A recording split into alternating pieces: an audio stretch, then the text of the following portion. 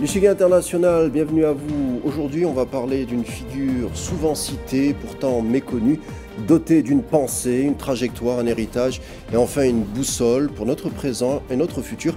Incompris, caricaturé souvent, son message était arrivé trop tôt pour la conjoncture de l'époque. À vrai dire, la famille nationaliste algérienne, à l'acmé de la colonisation, était trop occupée à méditer à propos des diagnostics et les appels de la vigilance d'un intellectuel iconoclaste qui ne mâchait pas ses mots et ne réfrénait pas sa plume, car lui, Malik Bennabi, est le penseur de la tension, celui qui se situe à la croisée, celle de l'Orient et de l'Occident, celle de la France coloniale et de l'Algérie en devenir, celle de Tébessa, ville modeste et du grand centre intellectuel qu'était Constantine, et surtout le penseur du passé et du futur.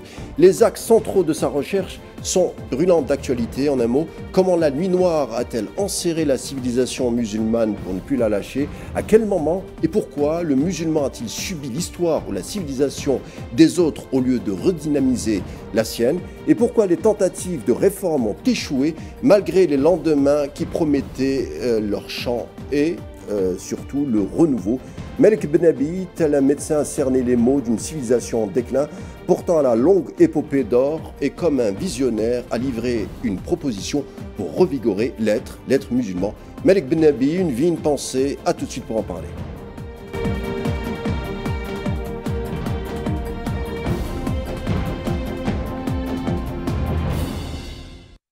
Malik Bennabi, une vie, une pensée, on en parle avec Thomas Siby qui nous a fait l'amitié d'être avec nous aujourd'hui. On est ravis de vous avoir. Thomas Siby, bienvenue. Merci pour l'invitation. Alors Thomas Siby, vous êtes auteur, libraire d'une librairie qui se nomme El Beyyina et chercheur et surtout un peu archéologue. En fait, vous êtes tout. Bienvenue en Algérie. Merci beaucoup. Comment se passe votre séjour en Algérie? Excellent comme d'habitude. Vous êtes venu pour le salon du livre. Exactement. D'accord. Alors, on va rentrer rapidement dans le vif du sujet. Thomas Sibyl, vous êtes également venu pour un colloque spécial autour de la figure de Malik Bennabi. C'était samedi dernier. Alors, comment ça s'est passé et surtout, pourquoi est-il si important de raviver la pensée de Malik Bennabi aujourd'hui? Alors le colloque s'est extrêmement bien passé, il y avait un grand nombre de penseurs qui étaient là pour parler de Malik Bennabi, mettre en lumière ses idées, car si la vie de Malik Bennabi est intéressante, c'est surtout ses idées qui sont intéressantes, puisqu'elles nous permettent de nous interroger nous-mêmes pour pouvoir reprendre le chemin de la pensée, de l'action et donc de la civilisation, revenir au centre de la civilisation et participer à la civilisation humaine. Et étant donné que trop souvent en fait on s'est perdu des fois dans des idées qui étaient mortes ou qui étaient mortelles, on a oublié que c'est à travers l'idée vivante justement qu'on peut mobiliser de l'action. Et donc parler de Malik Bennabi qui nous permet d'analyser les idées et de faire une introspection, c'est essentiel en fait dans le moment dans lequel on est pour rester sur l'authenticité et l'efficacité qui étaient chères à Malik Bennabi. Alors Malik Bennabi est un peu, on l'a dit, j'ai essayé de le dire en guise d'introduction, est un peu une synthèse, mais c'est aussi un penseur autodidacte. Alors rapidement, il est natif de Constantine, il est né en 1905, dans une Algérie bien entendu occupée par la France. Il part s'installer quelques années plus tard à Tébessa. Il sera à l'école coranique, mais aussi à l'école française. Donc on voit déjà la rencontre des deux identités. Il a une double identité. Il obtient son certificat d'études en 1919. Juste après, il est promis donc à une carrière dans la justice musulmane. Il lit les œuvres des grands auteurs français, Romain Rolland, Chateaubriand, mais également El-Kawakibi, qui est la grande figure intellectuelle musulmane, mais également les auteurs indiens comme Rabindranath Tagore, qui est d'ailleurs prix Nobel de 1913. Et il fait également la rencontre des élèves de Ben Badis, c'est-à-dire les réformistes. On le voit déjà, il y a une vraie tension, c'est un esprit en ébullition très précoce qui traverse ce jeune homme. Exactement. Et il parle dans ses mémoires justement de l'importance de sa grand-mère, qui lui lisait des histoires, qui le familiarisait avec le livre et avec la culture. Et il est, donc comme vous l'avez dit, dans un moment où, avec la colonisation, eh bien, il y a une acculturation qui se fait. Il découvre le mouvement réformiste avec Ibn Badis, etc., qui essaye de lutter justement pour défendre l'identité musulmane. Et lui, avec ses études aussi bien en français que de culture musulmane, eh bien, il est un petit peu sur les deux tableaux. Et c'est lorsqu'il va arriver en France qu'il va vraiment se rendre compte, en 1930, donc de l'importance de se poser la question comment est-ce que le monde musulman a subi la décadence dans laquelle il se trouve, comment est-ce qu'il a été possible qu'il soit colonisé. Et il a donc cherché à étudier cela et donner les moyens pour justement permettre à l'homme musulman de reprendre le cours de la civilisation pour ne pas juste subir l'histoire, mais participer lui-même aussi à l'histoire. Alors, petite parenthèse, on a dit, là, il rencontre les élèves de Ben Badis et on a dit qu'il avait suivi un cursus à la Médersa, à ne pas confondre avec la Madrasa. Médersa alors la Madrasa, c'est le terme général pour dire école, hein, d'une manière générale. Et la Médersa est une sorte d'établissement religieux supérieur, notamment en Afrique, présent en Afrique du Nord. Mais depuis 1850, en Algérie coloniale, la France avait créé ces 3 madrassettes à Oran, Constantine et Alger, les 3 départements donc, du nord de l'Algérie. C'est comme ça que le partage se faisait à l'époque. Et qui, ces madrassettes diffusaient un enseignement théologique gratuit, mais sous l'égide de l'enseignement supérieur français. C'est un peu pour façonner un peu un esprit musulman, un peu docile, et pour avoir une espèce d'islam de France non révolutionnaire, bien docile, et qui cadrerait avec justement l'administration coloniale française. Alors pourquoi je dis ça? Parce que justement la loi de 1905, qui devait séparer donc le religieux et le politique, ne s'appliquait pas justement au culte musulman. On ne laissait pas aux musulmans, pour le dire rapidement, s'occuper ou gérer leur religion, leur spiritualité. Et plus que ça, ces madrasas dépendaient du ministère de la Guerre. Ce qui veut dire que l'objectif, c'était donc de former des cadres musulmans qui soient les intermédiaires entre la population musulmane et le colon. Et donc, ce n'était absolument pas pour permettre de s'émanciper ou d'appliquer sereinement sa religion. Et comme vous l'avez dit, eh bien, la laïcité, la loi de 1905, ne s'appliquait pas. Donc, c'était l'administration coloniale qui choisissait les représentants du culte de manière à ce que on ait un islam qui soit domestiqué. Et tout ça va permettre justement à Malik Ben Nabi d'avoir des analyses très puissantes et qui va montrer un petit peu justement que la colonisation n'a été possible que parce qu'il y avait une colonisabilité. Et donc qu'il faut d'abord travailler sur l'individu pour qu'il se libère de ça, afin de pouvoir justement reprendre le cours de la civilisation. Et c'est vraiment toute cette situation dramatique dans laquelle il vit qui va lui permettre d'écrire, de réfléchir et de voir en fait où le bas blesse et pourquoi est-ce que cela a été possible. Mais c'est aussi un sociologue et un anthropologue, puisque quand il va à Tébessa, il remarque, c'est une ville modeste à l'époque, Tébessa, il remarque la désertification, et quand il rencontre par exemple Ben Badis, il lui dit quelles sont vos solutions pour la désertification, c'est-à-dire qu'il pose vraiment des questions écologiques et politiques, et il est déçu de ses rencontres avec Ben Badis. Donc on voit, il a un esprit très très précoce, presque révolutionnaire, avec un regard accru sur sa société. Parce qu'en fait, on voit bien que Ibn Badis et le ulama en général, eux, ils sont dans une lutte. En fait, ce sont des militants et cherchent à défendre l'identité. Tandis que lui, il a déjà dépassé ça. Lui, il voit déjà plus loin. Il voit en fait la reconstruction de la nation musulmane. Donc il regarde en fait dans le futur, tandis que eux sont dans l'instant présent en train d'essayer de préserver l'identité musulmane. Donc c'est deux axes complètement différents qui certes se complètent, mais raison pour laquelle bien il est peut-être déçu du manque de vision donc des ulama qui eux sont dans une logique qui sont sur la défensive, qui sont dans une logique de préservation, tandis que lui il est dans une logique de construction. Ils sont dans une vision politique. Exactement. Lui il est dans une espèce de transcendance en tout cas dans le temps long. Exactement. Alors quelques années plus tard, il fera un séjour en France en 1930. 1930 c'est une année importante puisque la France fête le centenaire de la colonisation. Il profite d'ailleurs de la venue des personnalités du congrès musulman qui sont venus s'entretenir avec le gouvernement de Léon Blum, justement, de la question algérienne. On est sous la Troisième République.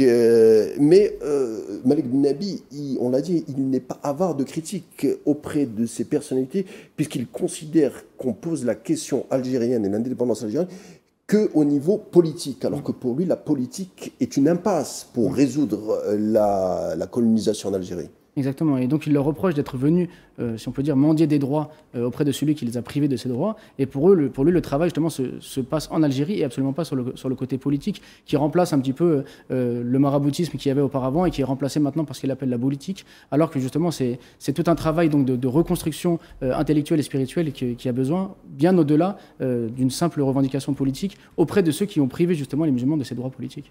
On fait une petite parenthèse. Comment vous avez connu, vous, Malik Ben Nabi? Je veux dire, comment vous l'avez rencontré intellectuellement? Eh bien, en fait, dans le cadre de... Moi, je ne connaissais pas du tout Malik Ben Nabi, j'en avais jamais entendu parler. Et dans le cadre de mes lectures, j'ai vu le nom de Malik Ben Nabi revenir souvent dans l'histoire de l'Algérie. Et ça m'a donné envie de lire Malik Ben Nabi. J'ai lu donc Les conditions de la Renaissance, et ça a été comme un choc pour moi. Parce qu'en fait, j'avais une vision de l'islam en tant que pratiques du quotidien, etc., etc. Mais j'avais pas la vision de l'islam en tant que civilisation. Et donc il m'a un peu réconcilié avec cette notion qui est essentielle. Et surtout, lorsqu'on habite en France et qu'on est musulman, on a tendance à être en retrait un petit peu de la société, à vouloir peut-être se protéger en vivant de son côté, alors que lui, ce qu'il nous montre, c'est que le musulman ne doit pas évoluer en vase clos, mais il doit participer à la civilisation humaine. Il doit être un témoin, donc témoin de la vérité qu'il porte, et un acteur du changement. Et donc moi, ça a fait comme un déclic. Et après, donc j'ai eu un choc. Ça, en fait, pour moi, il y a un avant Ben Nabi et un après Ben Nabi. Une fois que j'ai lu Malik Ben Nabi, ça m'a complètement changé ma vision de la religion, changé ma vision de la vie, ça m'a donné une vision du monde complètement différente, et ça m'a donné envie d'être actif, en fait, de participer. Parce que bien souvent, on croit, mais on ne pense pas. On prie, mais on ne construit pas. En fait, on a conservé, on va dire, la forme, mais on a mis de côté un petit peu le fond. Et ce que Malik Ben Nabi nous rapprend, c'est comment justement participer à la civilisation. Donc, comment retrouver le fond, la raison pour laquelle on est sur Terre. Donc, finalement, participer à cette civilisation humaine, participer à l'amélioration du monde. Et quand on est dans des pays comme la France et qu'on est musulman, donc en minorité, on a tendance à se recroqueviller un peu sur nous-mêmes, alors que Malik Ben Nabi, au contraire, nous ouvre et nous libère. Comment redynamiser, et avec l'élan vital, comment mettre l'être musulman au centre et de la société, du monde et de la civilisation. Alors on revient sur la trajectoire de Malik Ben Nabi. Je crois qu'on l'a démontré, c'est un surdoué, il est remarqué très rapidement, si bien qu'en 1938 il est en France, on le nomme directeur du centre culturel du Congrès musulman. Alors là il est fascinant parce qu'il met en place un espèce de plan pédagogique, une sorte de programme d'alphabétisation des adultes, c'est-à-dire que les Algériens et les musulmans commencent à être présents en France, ils sont analphabètes à cause de la colonisation, à cause de la misère, à cause à cause des problématiques qui touchent leur aire géographique. En tout cas, lui, il leur apprend à lire et à écrire, et ça marche si bien qu'il est convoqué au niveau du ministère de l'Enseignement, et on lui explique qu'il doit arrêter son programme pour des raisons un peu superfétatoires, un peu, surfaites. Exactement. En fait, on voit qu'il volontairement, en fait, on voulait que les musulmans restent analphabètes, restent en retrait, handicapés. Voilà, soient paralysés en fait dans leur possibilité d'action. Et donc lui, justement, tout ce qu'il recherche, c'est à redynamiser en fait l'action, à transformer l'islam en une vérité travaillante et non pas uniquement en un simple slogan, une simple identité qui ne se manifeste pas dans la vie de tous les jours. Et donc finalement, toute son œuvre, c'est pour cela, d'ailleurs, même la manière dont il écrit les livres, on voit qu'il est dans cet état d'esprit, puisque lorsqu'il écrit le phénomène coranique, son objectif, c'est de prouver que l'idée qu'il défend, c'est une idée authentique. Et il le fait de manière rationnelle, afin que tout le monde puisse comprendre que, pas uniquement le croyant, que voilà, le Coran est une vérité, quelque chose qui est authentique. Mais tout ce qui est authentique, pour prouver que c'est authentique, il faut prouver que ce soit aussi efficace. C'est pour ça que juste après, il écrit le roman Labeik, où il parle d'un... Labeik. Voilà. Et donc Labeik, il parle d'un individu qui est alcoolique, qui est acculturé, et qui décide de tout abandonner pour aller faire le pèlerinage. Donc il montre que cette idée authentique, le Coran, peut changer l'individu. Donc elle est efficace pour l'individu. Mais si c'est efficace pour changer l'individu, comment ça se fait qu'à l'échelle de la société, à l'échelle de la nation musulmane, ce n'est pas le cas? Et bien là, il va écrire Conditions de la Renaissance, Vocation de l'Islam, afin d'analyser les facteurs qui paralysent l'individu pour pouvoir lui permettre justement d'outrepasser ça et de reprendre le chemin de la civilisation.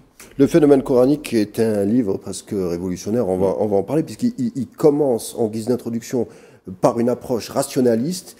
Il passe en relief le Coran, plusieurs versets du Coran, et il arrive avec une dimension spirituelle, et c'est à peu près le seul à faire ça, enfin de mémoire, de connaissance, Malik Ben Nabi. Alors, on l'a dit, il se fait remarquer par l'administration coloniale, par les forces politiques, on a parlé du ministère de l'Enseignement. Certains réseaux occultes commencent aussi à le surveiller, et à leur tête, Louis Massignon, le célèbre orientaliste, qui, dit-on, volera justement le premier manuscrit du phénomène coranique et ne cessera de colporter des mensonges à son encontre, si bien que ça le conduira en prison en 1945, lui et sa femme, qui s'est convertie à l'islam. On le dit, alors Malik Ben Nabi est repéré très rapidement par les milieux occultes de toutes sortes, on l'aura compris.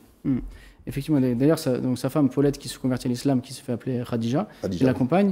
Donc, et donc, lorsqu'il va être effectivement combattu pour que le phénomène coranique ne voit pas le jour, mais lorsqu'il sera en Algérie et que le phénomène coranique va se diffuser, il aura un tel écho que lorsqu'il sera de retour en France, il apprendra que certaines personnes, comme par exemple le docteur Benoist, est venu à la mosquée de Paris, s'est converti. Lorsqu'on lui a posé la question pourquoi cela, il a dit car j'ai lu un livre qui s'appelle Le phénomène coranique. Donc il va se rendre compte finalement que son écrit qu'on a voulu censurer, qu'on a voulu mettre de côté, qui a été difficile à diffuser, quelques années après en fait a eu un impact assez important puisqu'il a même été la cause donc de conversion. Et lorsqu'on regarde même dans la presse donc les articles qui ont été faits au sujet du phénomène coranique, on voit qu'il a touché énormément de personnes et que les gens étaient vraiment étonnés sur le style, puisque souvent on avait l'habitude donc d'exégèse coranique classique, et lui il a fait un style complètement différent, où il a réussi avec une méthode inhabituelle chez les savants musulmans à montrer bien que le Coran est forcément vérité et que le prophète Mohammed alayhi salam est bien un envoyé et non pas l'auteur du Coran, etc.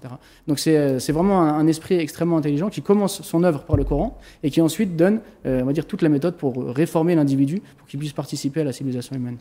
En 1954, donc on l'a dit, vous le dites, il publie Vocation de l'islam, édité au Seuil. En 1956, alors que la guerre a débuté il y a 2 ans, il quitte la France clandestinement pour présenter son livre L'Afro-Asiatisme. Alors avec ces 2 ouvrages, rapidement, il propose une édification de la personnalité musulmane qui ne regarde ni vers le monde capitaliste, ni vers le monde communiste, mais qui renoue avec sa propre voie et qui redynamise son élan pour faire civilisation. Mais très peu d'écho, il faut le dire, à l'endroit de la famille révolutionnaire algérienne nationaliste, puisqu'elle avait autre chose à faire. Elle était prise par l'étau de la colonisation, il fallait se battre. Mais pourtant, Malik Benabi s'est proposé en tant qu'infirmier et même historien pour le FLN. Ça n'a pas été refusé, mais en tout cas, on ne lui a pas répondu. Donc, en guise, c'est une forme de non-réponse.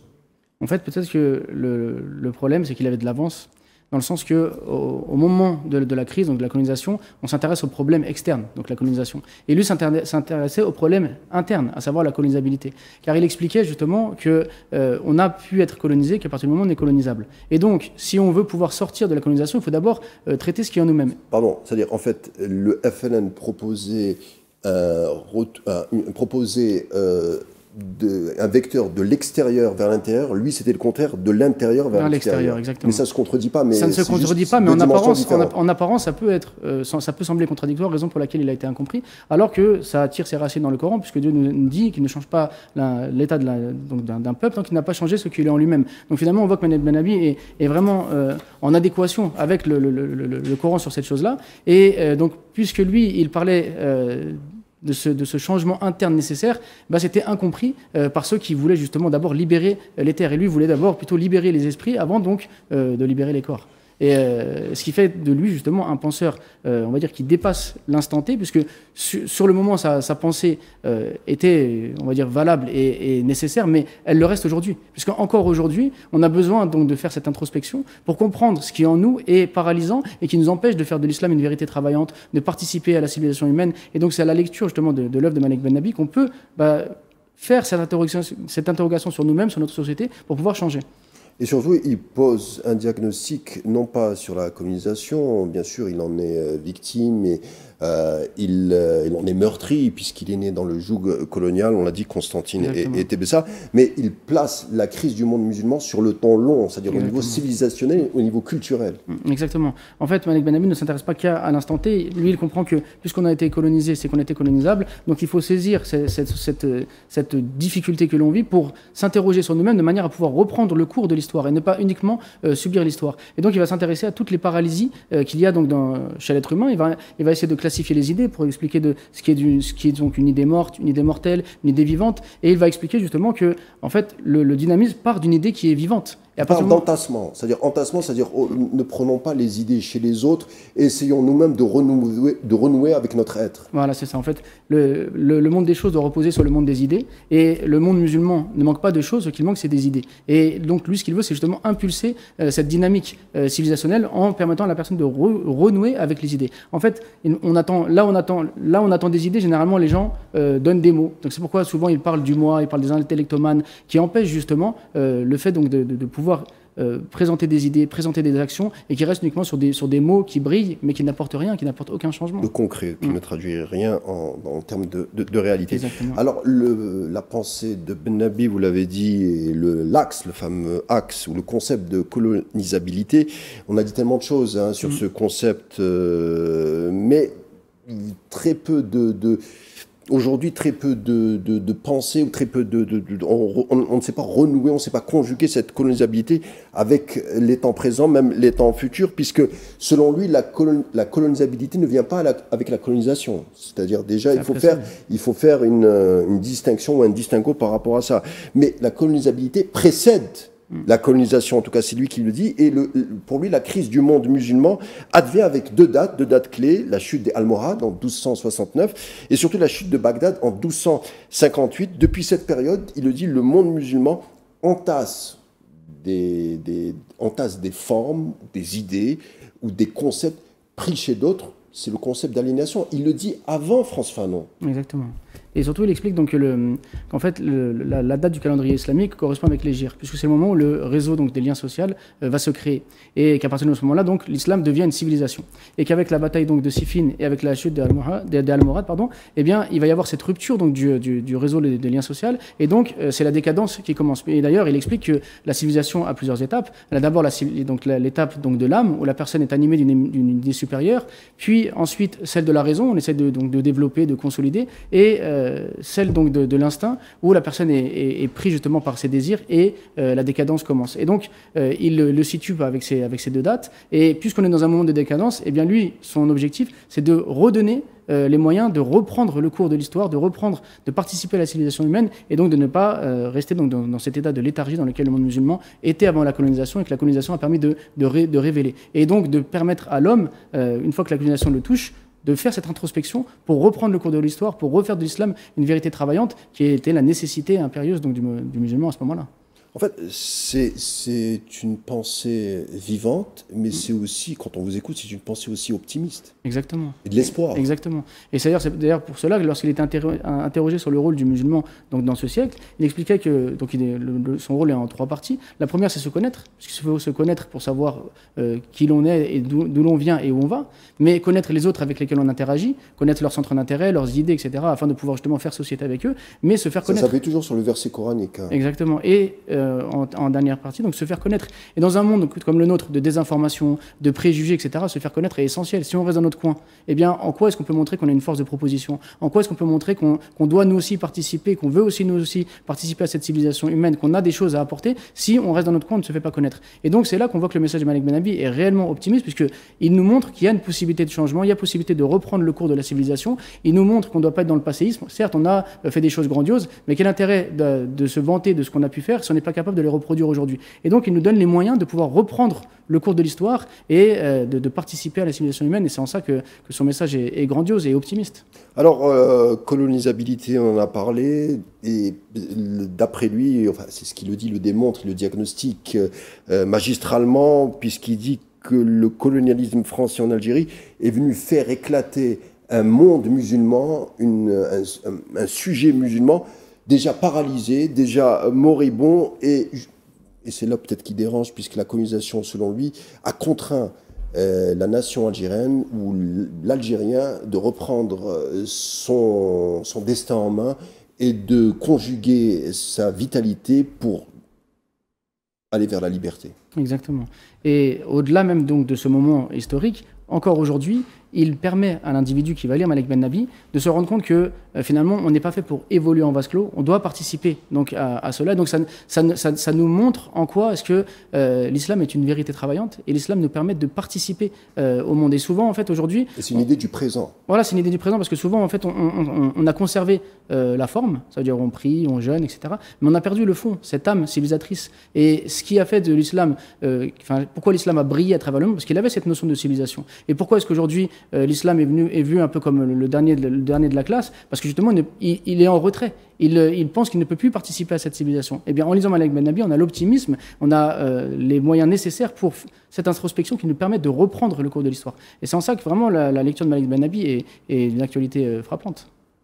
ne s'arrête pas au niveau du folklore, c'est-à-dire l'extérieur, mais Exactement. au contraire, on va vers le centre des choses, l'aube, comme on dit Exactement. en arabe. Alors, selon lui, c'est là aussi où il est intéressant, il revient à ça. On l'a dit, la politique pour lui est une impasse. Il se méfie des doctrines à la fois, on l'a dit, socialistes, communistes, capitalistes. Pour lui, l'idée spirituelle est le seul moteur du renouvellement de l'homme et l'édification d'une civilisation en bonne et due forme. C'est-à-dire, finalement, ça répondrait aux crises de n'importe quelle civilisation, puisqu'on parle ici de l'idée de sacré et de transcendance, qui fait défaut dans à peu près, surtout les sociétés occidentales. Donc il est aussi entendu par les sociétés occidentales. Et c'est là qu'on voit justement que son message est d'actualité, puisqu'aujourd'hui on a perdu le sens de la vie, le sens de la mort, on n'a plus de vision du monde, on est soit dans un matérialisme, soit dans un capitalisme à outrance. Et bien se rendre compte que c'est une idée supérieure qui permet justement de bâtir une civilisation, qui permet d'être une force de proposition, qui permet d'apporter le bien, qui permet d'être acteur et témoin, et bien ça, finalement, on voit que Malek Ben Nabih est d'actualité et permettrait de répondre à tous les maux qu'il y a actuellement dans les différentes sociétés et les différentes crises qu'il y a. L'héritage de Ben Nabih aujourd'hui, comment vous l'avez perçu déjà en Algérie, puisque vous avez été, on le rappelle, invité à un colloque samedi dernier. Et deuxième question sous-jacente, comment vous le percevez en France? Je crois qu'il y a un vrai engouement en France auprès de la jeune génération musulmane. Alors pour l'Algérie, je ne m'en rends pas forcément assez bien compte parce que lorsque je parle avec les gens, rares sont les gens qui connaissent Malek Ben Nabih ou bien sinon de nom, mais c'est des notions qui sont assez vagues. Lorsque je suis venu au colloque, j'ai vu qu'il y avait des vrais spécialistes qui travaillent sa pensée et qui essayent de la rendre vivante pour qu'elle puisse répondre aux problèmes actuels. Par contre, en France, il y a quelques années, Malek Ben Nabih était complètement inconnu. Les gens ne lisaient pas Malek Ben Nabih et même n'avaient jamais entendu parler de lui. Aujourd'hui, je pense que la plupart des musulmans ont dans leur maison les livres de Malek Ben Nabih, cherchent à lire et comprendre Malek Ben Nabih. Il y a des cercles de lecture qui sont faits autour des livres de Malek Ben Nabih, des colloques qui sont organisés autour de la pensée de Malek Ben Nabih. Chers universitaires également. Exactement. Et puis il y a même des personnes qui ne sont pas musulmanes qui commencent maintenant aussi à s'intéresser à Malek Ben Nabih pour essayer de comprendre un petit peu les choses. Et dernièrement, j'ai même vu sur Internet passer donc, des posts d'une femme politique qui avait même tweeté donc, un livre donc, de Malek Ben Nabih sur les articles au sujet de la colonialisation. Preuve en est que maintenant Malek Ben Nabih est devenu un nom commun pour tous. On espère maintenant que ce soit ces idées qui deviennent une force et qui animent les discussions afin qu'on puisse s'en nourrir et participer justement à les faire revivre. Ce sera certainement le cas puisque c'est une pensée féconde et intemporelle à la fois. Exactement. Le mot de la fin, Thomas Sibi. Vous laissez le mot de la fin. Le mot de la fin, c'est... Lisez souvent, Malek Ben Nabih, c'est sûr. Bon, bien sûr, ça c'est sûr, mais en fait, souvent, on a tendance à s'intéresser on va dire aux auteurs contemporains, aux intellectuels actuels, ou bien même à ceux qui sont loin de nous, en imaginant que ils vont nous apporter quelque chose de plus. Mais bien souvent, en fait, on a déjà devant nous des intellectuels qui sont extraordinaires, comme Malek Ben Nabih, et on n'en donne peut-être pas assez l'importance et la valeur. Donc là, il faut vraiment relire, je pense, Malek Ben Nabih, pour voir en quoi ces idées sont complètement actuelles, qu'elles peuvent nous permettre donc de revivre et de reprendre le cours de la civilisation, ce qui est, on va dire, indispensable. Voilà. Et donc c'est un penseur algérien qu'il faut connaître, faire connaître, afin de s'en nourrir et d'agir avec ces idées. Ça sera le mot de la fin pour une émission consacrée à Malek Ben Nabih avec Thomas Sibi, auteur et libraire. Merci Thomas d'avoir été des nôtres et je vous dis à bientôt. Merci beaucoup. L'échiquier international est terminé pour aujourd'hui. Merci de l'avoir suivi. Je vous laisse avec la suite des programmes sur Al 24 News et je vous dis à demain.